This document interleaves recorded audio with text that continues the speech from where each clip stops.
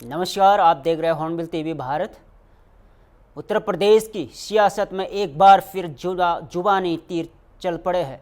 बलिया में उत्तर प्रदेश सरकार के कैबिनेट मंत्री और सूबा सपा प्रमुख ओम प्रकाश राजभर ने समाजवादी पार्टी पर तेज तख्त और विवादास्पद टिप्पणी की है। एक सवाल के जवाब में ओपी राजभर ने सपा नेताओं को दिल्ली पिल्ला पिल्ली कहकर पुकारा और कहा कि ये लोग देसी कुत्तों की तरह भौंक रहे हैं। दरअसल उनसे पूछा गया था कि क्या अखिलेश यादव ने रामाशंकर राजभर को उनके मुकाबले तरजीह दी है। इस पर ओम प्रकाश राजभर ने कहा, एक लोडर होता है जो मालिक की मर्जी से चलता है और एक लीडर होता है जो अपनी मर्जी से। उन्होंने आगे दावा किया कि उनकी पार्टी में हर जाति और धर्म के लोग हैं और सबको बोलने की आज़ादी है। वही सपा पर हमला करते हुए कहा, अगर सपा में मर्दानगी है तो खोलकर कहे कि 2027 में मुसलमान को मुख्यमंत्री बनाएंगे। 27% आरक्षण की रिपोर्ट तैयार है, लेकिन सपा में जुबान खोली तो अखिलेश उससे काट लेंगे। ओम प्रकाश राजभर के इस बयान से सियासी तापमान जरूर बढ़ गया है। अब देखना होगा कि समाजवादी पार्टी इस विवादास्पद टिप्पणी पर क्या प्रतिक्रिया देती है। ओम प्रकाश राजभर ने समाजवादी पार्टी पर तीखा हमला बोलते हुए जो कुछ कहा वो आप भी सुनिए। देखिए, चुनाव के बाद सरकार बनेगी तो योगी मॉडल हुआ लागू कराएंगे। हमारी पार्टी जब वहां सरकार में शामिल होगी ना, तो हम लोग वहां योगी मॉडल लागू कराएंगे। जैसे यहाँ माफिया गुंडा सब या तो ऊपर या तो जमीन के अंदर या तो जेल में, उसी तरह का कानून वहां भी बुलडोजर बाबा चलेंगे बिहार में। अच्छा, अभी जिस तरीके से यूपी की अगर हम बात करें जो है, तो रक्षाबंधन का भी त्योहार है। साध्वी प्राची ने एक बड़ा बयान दिया है। उन्होंने कहा है कि जो हिंदू बहनें हैं उनसे अपील की है कि वो मुसलमान दुकानदारों से राखी ना खरीदें, क्योंकि वो तारा सितारा जो बनाते हैं वो कहीं ना कहीं त्योहारों की पवित्रता को नष्ट करते हैं। कैसे देखते हैं आप इनके बयान? ये खाली चर्चा में बने रहने के लिए है। कहीं रोक है ट्रेन में, कहीं टिकट काउंटर पे लीजिए तो कहीं पूछता है कोई स्टेशन मास्टर, हिंदू हो कि मुसलमान हो कि सिख हो, एसी नॉन एसी चालू कौन टिकट चाहिए, पैसा दो लेके जाओ। आप एयरपोर्ट पर जाइए तो वहां भी कोई पूछता है, वहां खाली कौन सा टिकट चाहिए, बिजनेस क्लास का कि चालू वाला चाहिए, ले जाओ, चाहे जो बैठ की जाओ। एक ही बसिया में तो बैठ के जाते हैं, एक ही ट्रेन में जाते हैं, एक ही जहाज में जा रहे हैं, एक ही सड़क पर चल रहे हैं। खन के सड़क या गड्ढा के नहीं है लोग बयानबाजी वाले। ये खाली चर्चा में बने रहने के लिए सब बयान देते हैं और कोई बात नहीं। अच्छा, जिस तरीके से स्वामी प्रसाद मौर्य के ऊपर हमला हुआ, किस तरीके से देखते हैं आप? देखिए, हम उस घटना की निंदा करते हैं। ऐसी घटना नहीं होनी चाहिए और जो भी हुआ वो गलत हुआ। लेकिन स्वामी प्रसाद मौर्य का जो एक बयान आ रहा है उसमें ये कह रहा है कि वो जो हमला हुआ वो बीजेपी के लोगों ने करा है, यानी कहीं ना कहीं बीजेपी पर आरोप लगा रहे हैं। 5 साल मलाई काटे बीजेपी के साथ बुला के। उनके आरोप को आप कैसे पाठशाला चला रहे हैं, पीडी की पाठशाला? आप कभी आतुर हुए जानने के लिए कि किस तरीके की पाठशाला है, क्या सिलेबस है? हम तो पहले बता दिए थे कि इनका जो पीडीए है वो परिवार डेवलपमेंट अथॉरिटी, हम बताते थे पहले। उसका पूरा फार्म जो है करके अब पीडीए का पाठशाला चला करके समाजवादी पार्टी के लोग खुद बता रहे हैं कि अ से अखिलेश, ड से डिम्पल, प से परिवार। अखिलेश और डिम्पल के परिवार में जितने लोग हम लोगों को आगे बढ़ाना चाहें वो लोग इसमें आवे पाठशाला में, और जो लोग नहीं बढ़ाना चाहते हैं, अपने बढ़ना चाहते हैं, अपनी शिक्षा की बात करें, रोजगार की बात करें, अपने रोजगार नौकरी की बात करें, तो वो पीडीए में न आवे। कई बार तो उन्होंने बोला है कि मुख्यमंत्री जी को भी आकर देखना चाहिए पाठशाला को। अब मुख्यमंत्री का आगे देखे, मुख्यमंत्री तो खुद है जो अंदर पढ़ाओ, तो परेशान है न अखिलेश जी खुद। किस बात को लेकर? अरे जाके रतिया के गुलदस्ता लेके भेंट करल स। रात को गुलदस्ता लेके चल जइहे मोदी जी के यहाँ, और राती के लेके जइहे अखिलेश जी से मिल के, अखिलेश जी जइहे योगी जी से मिल के कहें कि देखे जान बचल है, चाहे जो करते रहिए। दिन में बोलते हैं भाजपा के खिलाफ, रात को गुलदस्ता लेके हाजिर। फोटो दिखाई हम। तो बिहार का चुनाव आ रहा है, राजनीति सरगर्मी तेज हो रही है। अगर बात मैं ओम प्रकाश राजभर की करूं तो किस तरीके से बिहार चुनाव में ओम प्रकाश राजभर अपनी पार्टी को लेकर वहां चुनाव लड़ रहे हैं, क्या स्टैंड है? देखिए, बिहार चुनाव को लेकर के एनडीए के जो मुखिया हैं माननीय अमित शाह जी और माननीय मोदी जी, देश के प्रधानमंत्री और गृह मंत्री से बातचीत हो गई है। भारतीय जनता पार्टी के जो राष्ट्रीय अध्यक्ष हैं माननीय जेपी नड्डा जी से भी बात हमारी हो चुकी है, और विनोद तावड़े जी से भी बात हमारी हो चुकी है। बिहार के प्रदेश अध्यक्ष प्रदीप जायसवाल जी से, संगठन मंत्री, सब लोगों से बैठक हम लोग कर चुके हैं। लगभग 70% फाइनल हो चुका है, और कि चुनाव मिलके लड़ना है। बस 30% बचा है सीट वाला मामला। अगर वो 30% नहीं बचा तो क्या लालू यादव से आप बात करेंगे? लालू का वहां का, लालू बहुत चालू। तो अगर एनडीए के साथ 30% बात पूरी नहीं होती है तो क्या आप इंडिया गठबंधन के साथ भी आ सकते हैं? क्यों नहीं होगी, 100% होगी। 30% इस नाते हम नहीं बताते हैं कि जब तक सीटों का बंटवारा न हो जाए, फाइनल जब आ जाए तब उसको 100% कहा जाएगा। संस्कृत सप्ताह के अवसर पर उत्तर प्रदेश के मुख्यमंत्री योगी आदित्यनाथ ने आज विशेष अंदाज में शुभकामनाएं दी। उन्होंने ट्विटर पर संस्कृत भाषा में संदेश साझा करते हुए सभी को बधाई दी। संस्कृतस्य संरक्षणं विकासश्च अस्माकं कर्तव्यमस्ति। संस्कृत सप्तस्य शुभस्य। इसका है संस्कृत का संरक्षण और विकास हमारा कर्तव्य है।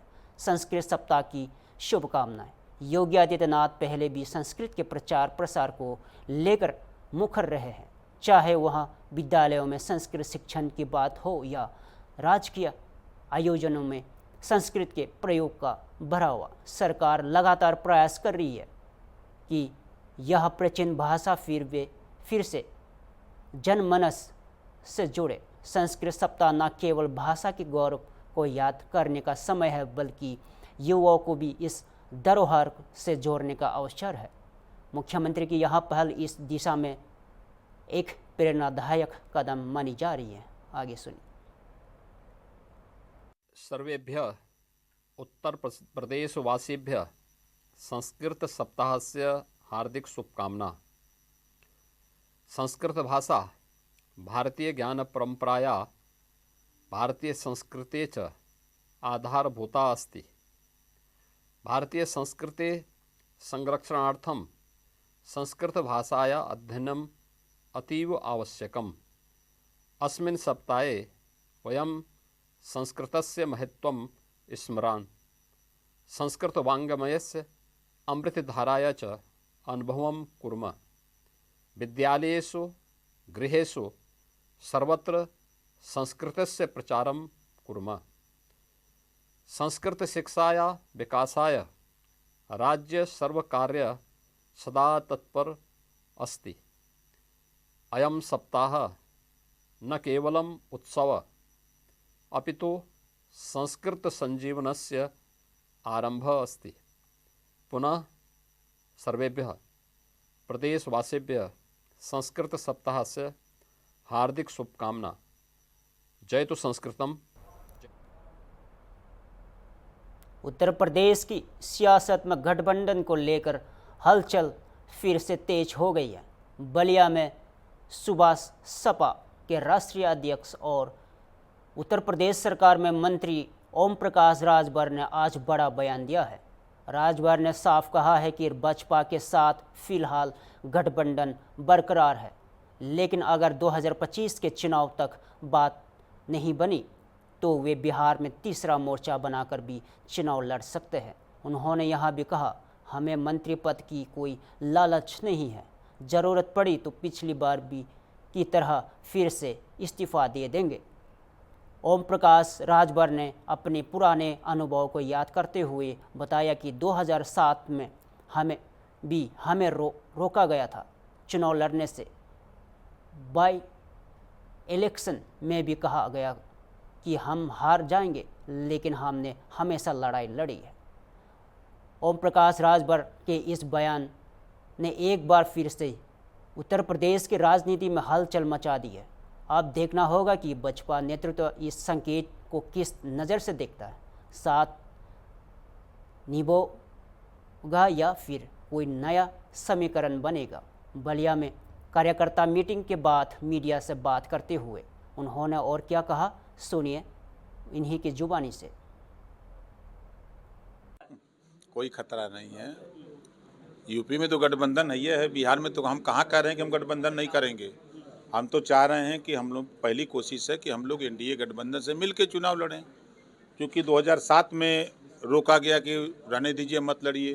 फिर बाई इलेक्शन में ये कहा गया कि हम सीट हार जाएंगे, लड़ जाएंगे। तो फिर 2025 का जो चुनाव है उसमें भारतीय समाज पार्टी यदि बाई दबे अलायंस नहीं होता है तो फिर मोर्चा बना के तो लड़बे करेंगे। क्या यूपी में आपकी जो अलायंस है उस पर कोई असर नहीं माना। मंत्री पद पे खतरा नहीं? हमको मंत्री पद की लालच नहीं रहती। पिछली बार देखा नहीं, रिजाइन दे के चले आए। तो अगर ऐसी बात बिगड़ती है तो आप रिजाइन देने तो एकदम वो सब हम चुनाव लड़ेंगे वहाँ गठबंधन से। बाई दबी बात नहीं बनती है तो हम लोग मोर्चा बना के चुनाव लड़ेंगे। उत्तर प्रदेश की सियासत में जुबानी जंग तेज हो गई है। सीतापुर के मिश्रिख क्षेत्र में पहुंचे डिप्टी सीएम ब्रजेश पाठक ने समाजवादी पार्टी और उसकी पीडीए पाठशाला पर तीखा तंज कसा है। नगर पालिका उपचुनाव में बसपा प्रत्याशी के समर्थन में प्रचार करने पहुंचे डिप्टी सीएम ने समाजवादी पार्टी को आ से आतंकवाद और ब से बराबर जानने वाली पार्टी बताया। उन्होंने कहा, समाजवादी पार्टी की पीडीए पाठशाला जनता के भ्रमित करने की कोशिश है, लेकिन जनता जानती है कि सपा की पहचान केवल आतंकवाद और मुगल मानसिकता से रही है। डिप्टी सीएम ब्रजेश पाठक ने जमकर हमला बोलते हुए कहा कि बसपा विकास और सुरक्षा की राजनीति करती है, जबकि सपा अतीत की विजनकारी सोच में फंसी हुई है। उन्होंने मिश्रित की जनता से बसपा प्रत्याशी को भारी मतों से जिताने की भी अपील की। डिप्टी सीएम का यह बयान सपा पीडीए मॉडल के खिलाफ बसपा की रणनीति प्रतिक्रिया माना जा रहा है। अब देखना होगा कि समाजवादी पार्टी इस बयान पर क्या पलटवार करती है। यह सरकार ने तय किया है। उत्तर प्रदेश सरकार से, केंद्र सरकार से बजट लाने का काम सीमा भार्गव जी कर पाएंगे, अशोक रावत जी कर पाएंगे, रामकृष्ण जी कर पाएंगे। और मैं भी आपको भरोसा दिलाता हूं, मैं भी नैमिषारण्य और मिश्रिख के विकास के लिए सब कुछ समर्पित करूंगा। लेकिन जो दीगर प्रत्याशी है उनके पास कहने को कुछ नहीं है। उनके पास कहने कहिया कुछ नहीं है। वो जौन कहिए तो समझ लो बट्टा ढार वाली बातें करी है। बट्टा ढार समझ रहे हो सब लोग? गाली वाली बजाए दे। हम यही के बारे याद दिलाने हैं। 17 से पहले यही रहा उत्तर प्रदेश में। यहाँ 2017 से पहले कौन रहा है? यही रहे ना। 17 से पहले का हाल रहा है नानिश करो, बताइए तरी भैया। 17 से पहले मिश्रिख करो का हाल रहा है, नैमिषारण्य करो का हाल रहा है, बताओ तरी पीछे वाले। ये बत्ती नजर रही कि जनरेटर चल रहा है?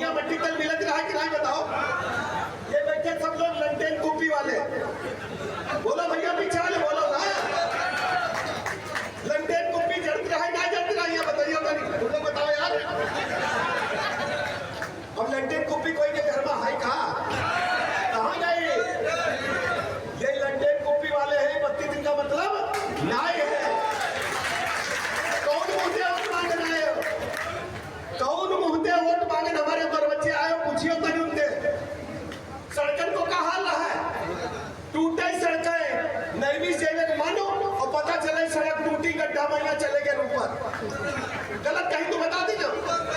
और सड़कें कितने सर्रौआ है कि नहीं? दवाई करे मोटरसाइकिल जीप पर बैठो सीधे लखनऊ रुको जाएगा, सर्रौआ है कि नहीं? बोलो भैया। और चाहे बाएं जाओ चाहे दाहिने चले जाओ, प्रताप नगर चौराहे पर गली एकदम फरफरा चले जाओ, गलत कह रहे हैं तो टोक दी ना भैया। और पहले कहा लाए हमको याद है, यहाँ क्रॉसिंग जो है कमर टूटी जाएगी। बोलो भैया कहाँ के पाले जी?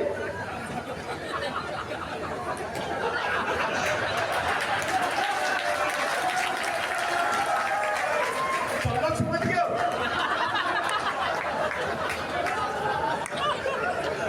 अब हमारा कहने का मतलब यो है कि देखो सड़कन के रोड नंबर 1 पर भाजपा सरकार बनाई से कि नहीं? बिजली कम भाव है। और सुनो चाहिए का पानी बिजली सड़क स्कूल अस्पताल और हमका सरकार से का मतलब है? सब कुछ नंबर 1 पर है कि नहीं? मकान फ्री प्रधानमंत्री नहीं रहे मोदी जी, लैटरिन सबकी बनी कि नहीं बनी बताइए तो नहीं। हमें याद मिस्री को भैया सड़क के किनारे लोग बोतल लेके बैठे, बोलो भैया उतने लोग बैठे, यात्री बैठे और हम तो बैठी। गलत कहते बताइए पीछे वाले भैया, बोलो ना हम भाषण में ये ना है। गलत कह रहे बोलो भैया। बोतल डब्बा लेके नातेदार आ जाए कहीं 5 लगे उसके करियाओ की पूजी है कैसे दे हो ये भी आप लोग बोलो भैया थोड़ा सा। अब लैट्रिन शक्ति बन गई कम्युनिटी की नहीं और मकान के 4-10 रह गए हैं गरीबों के लिए। बहु मकान प्रधानमंत्री मोदी जी दिए हैं और सबका मकान जब लोग नहीं बने तब लोग योजना चलती रही है। बोलो चलती रही है ना चाहिए पानी बिजली सड़क स्कूल अस्पताल और नियमसार के लोग अपने कमाई खाए रहे हैं भैया। गलत कह रहे जी बताइए वकील साहब भैया है ना सही सब लोग कमाई खाए रहे हैं ना। लेकिन एक बात बता दे भाजपा की सरकार पानी बिजली सड़क स्कूल अस्पताल और हमारे बहू बेटी की सम्मान की रक्षा भी करने का काम है। अब भाई बोल रहा है भार्गव जी बहुत खड़ी नेता है कि नहीं? के पीछे पड़ गया वो कहते सही है कि गलत? ये किधर को कहता है किधर को कहता है? तो हमारा जो कहने का मतलब है देखो बहिनी बिटिया बैठी है संजा होई 5 बजे को कुबेरी मेरा भाई संजा भाई और मैं कहती है बिटिया जल्दी आ जाओ 5 बजे को रात हुई गई है गुंडवन की सरकार है। अब बताओ ये मिश्रिक मैया कौनी प्लाट मकान दुकान पर हो चौराहे पर। आपको पता है समाजवादी पार्टी का जो पाठशाला का एक शिगुफा चल रहा है, इनको आ से अलकायदा ही पता है, इनको बा से बाबर ही पता है, इनको दा से दंगे ही पता है। समाजवादी पार्टी का चाल चलन और चरित्र पूरी देश जानता है, पूरा प्रदेश जानता है। अखिलेश यादव जी जब 2012 में मुख्यमंत्री बने थे तो इन्होंने पहली कैबिनेट में आतंकवादियों से बम विस्फोट के मुकदमे वापस लिए थे। इनका प्रदेश की जनता से कोई लेना देना नहीं है। बहराइच शहर में लगातार हो रही झपटमारी की घटनाओं पर अब पुलिस ने बड़ी कार्रवाई करते हुए एक सक्रिय झपटमार गिरोह का पर्दाफाश किया है। थाना कोतवाली देहात पुलिस ने सतर्कता दिखाते हुए 3 आरोपियों को गिरफ्तार किया है। इन सभी ने बीते मंगलवार को ननपारा रोड पर ई-रिक्शा में बैठी महिला का पर्स झपटकर फरार हो गए थे। गिरफ्तार अभियुक्तों के पास से लेडीज पर्स, मोबाइल और अन्य सामान बरामद किया गया। पुलिस के मुताबिक यही गिरोह पहले थाना रामगांव क्षेत्र में भी एक महिला से पर्स छीन चुका है। उस मामले में 2 आरोपी अभी भी फरार हैं, जिनकी तलाश जारी है। इस गिरोह की गिरफ्तारी से इलाके के लोगों ने राहत की सांस ली है और अब क्षेत्र में सुरक्षा का माहौल बेहतर महसूस हो रहा है। बहराइच पुलिस की इस कार्रवाई को जनता से सराहना भी मिल रही है। इस पूरे मामले में अपर पुलिस अधीक्षक ग्रामीण दुर्गा प्रसाद तिवारी ने क्या कहा, सुनिए आगे। थाना कोतवाली देहात में 5 अगस्त को दिन में एक महिला ई रिक्शे से जा रही थी। उसी समय एक मोटरसाइकिल पर सवार 3 अज्ञात युवकों द्वारा उनका पर्स झपट्टा मार करके छीन लिया गया था, जिसमें उनका मोबाइल था, 5,000 रुपये थे और कुछ बैंक से संबंधित कागजात थे। उक्त घटना के अनावरण के लिए टीमें लगी हुई थी क्राइम ब्रांच की और थाना कोतवाली देहात की। चौकी प्रभारी तिकोनी बाग अजय सिंह द्वारा इनको और उनकी टीम द्वारा इनको आज पकड़ा गया है। जब चेकिंग कर रहे थे उस समय ये तीनों उसी मोटरसाइकिल से जो घटना में शामिल थी जा रहे थे, इन्हें पकड़ा गया है। ये तीनों युवक जो हैं यहीं ज़िले के रहने वाले हैं। इसमें एक उत्सव यादव उर्फ चुन्नी है, दूसरा रिजवान उर्फ रियाज है, तीसरा सलमान है। इनका आपराधिक इतिहास भी है। उत्सव का कुल 5 मुकदमे हैं, सलमान के भी 9 मुकदमे हैं और रियाज के भी 8 मुकदमे हैं। तो और इन लोगों से जब पूछताछ हुई तो इन्होंने राम गांव में 22/7/25 को हुई घटना को भी कबूल किया, जिसमें इन्होंने हाईवे चौकी से 2 किलोमीटर आगे हाईवे पर एक महिला जो ई रिक्शे से जा रही थी उसका पर्स छीन लिया था, जिसमें मोबाइल और 15,000 रुपये थे। तो इन्होंने उक्त दोनों घटनाओं को स्वीकार किया। इनसे पूछताछ में ये प्रकाश में आया है कि जो राम गांव वाली घटना थी उसमें उत्सव यादव था और उसका एक अन्य साथी और था जो अभी फरार है। और कोतवाली देहात की घटना जो 5 तारीख को हुई थी उसके तीनों अभियुक्त पकड़े गए हैं और इनके पास से घटना से संबंधित दोनों मोबाइल बरामद हुई हैं, जो रामगांव की घटना और कोतवाली देहात की घटना में गए थे, प्लस रामगांव की घटना संबंधित एक अदद लेडीज़ पर्स, पासबुक और 1,500 रुपये नगद और जो घटना में प्रयुक्त मोटरसाइकिल है वो बरामद हुई और रामगांव की घटना संबंधित सैमसंग मोबाइल और 9,000 रुपये बरामद हुए हैं। आरोपियों का कुछ आपराधिक रिकॉर्ड मैंने अभी बताया कि ये इसमें से एक के 5 मुकदमे हैं, उत्सव यादव के, सलमान के 9 मुकदमे हैं और रिजवान के 8 मुकदमे हैं। गिरफ्तार करने वाली टीम को क्या ये पुलिस अधीक्षक महोदय द्वारा जो तिकोनी बाग चौकी इंचार्ज अजय सिंह और उनकी टीम और क्राइम ब्रांच की टीम जो इसमें इस घटना के खुलासे में शामिल रही है, उनको 10,000 रुपये का नगद इनाम देने की घोषणा किया। उत्तर प्रदेश के मेरठ से इस वक्त की सबसे बड़ी खबर, सनसनीखेज खबर सामने आ रही है, जहां दिन दहाड़े एक युवक की गोली मारकर हत्या कर दी गई। यही पूरी घटना सीसीटीवी कैमरे में कैद हो गई। घटना मेरठ के लीसाड़ी गेट थाना क्षेत्र की है, जहां मृतक असलाम अपने बच्चों को स्कूल छोड़कर लौट रहा था। तभी एक बाइक सवार युवक ने भीड़ के सामने आकर पीछे से उसकी कनपट्टी पर गोली दाग दी। गोली लगते ही असलाम जमीन पर गिर पड़ा और मौके पर ही उनकी मौत हो गई। वारदात के बाद इलाके में अफरा तफरी मच गई। हमलावर मौके से फरार हो गए। पुलिस ने घटनास्थल की जांच शुरू कर दी है। सीसीटीवी फुटेज की मदद से आरोपी की पहचान करने की कोशिश की जा रही है। फिलहाल हत्या के कारणों का पता नहीं चल सका है, लेकिन पुलिस हर एंगल से जांच में जुटी है। भीड़ भाड़ वाले इलाके में हुई यह निर्मम हत्या ने एक बार फिर मेरठ में कानून व्यवस्था पर सवाल खड़े कर दिए हैं। अब देखना होगा कि पुलिस इस मामले में कितनी जल्दी कार्रवाई करती है।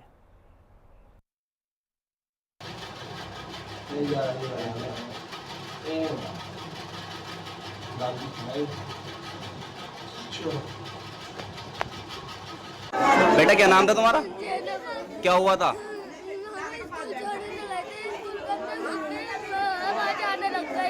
अच्छा, पापा क्या नाम था? अच्छा, तुम्हें स्कूल छोड़ दिया था पापा ने? स्कूल छोड़ दिया। एक बच्ची है, सब छोटे एक ही बच्ची।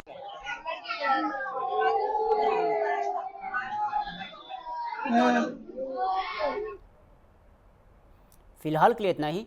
ताज़ा खबरों के लिए जोड़े रहे हॉर्नबिल टीवी भारत के साथ।